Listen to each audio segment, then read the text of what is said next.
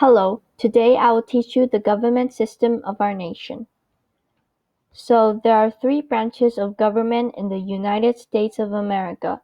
This is because the Constitution stresses the separation and balance and check of power. There is a legislative branch. They are made up of the Congress.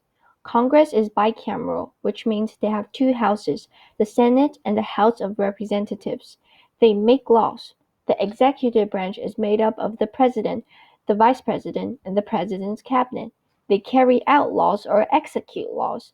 The judicial branch is made up of the Supreme Court and other federal courts. They interpret the laws.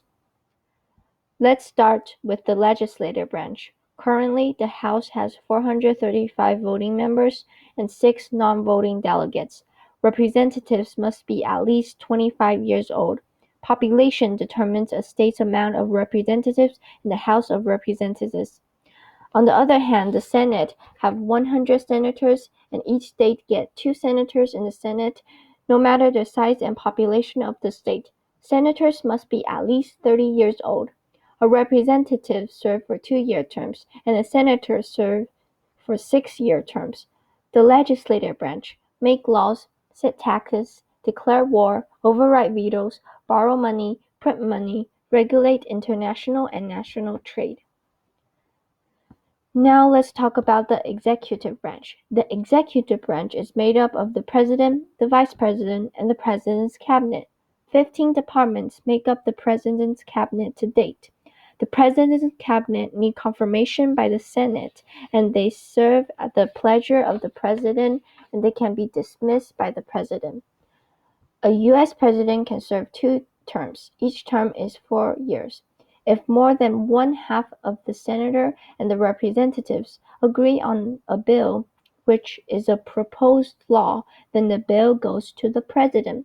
The president can sign the bill, then the bill becomes a law. If the president refuses to sign the bill, also known as the veto, the bill will be sent back to the Congress along with the president's reason for the veto. If 2/3 of the senator and representatives still agree on the bill, then they can override the president's veto and make the bill a law. The president has to be at least 35 years old and 14-year resident of the U.S. The president also has to be a natural-born citizen, which means they have to be born on U.S. soil. The president is elected by the Electoral College. The president is the commander-in-chief. They grant pardons, make treaties, appoint federal officials, and short laws are executed. Okay, now we can talk about the judicial branch. The judicial branch is made up of the Supreme Court and other federal courts. The Supreme Court is made up of 9 Supreme Court judges. They serve for life unless death, retirement, or impeachment. The president nominates justices and senators approve them. There's actually no official qualification for becoming a Supreme Court justice.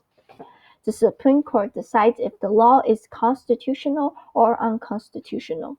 The Supreme Court gets the power to review and repeal laws that they decide are unconstitutional.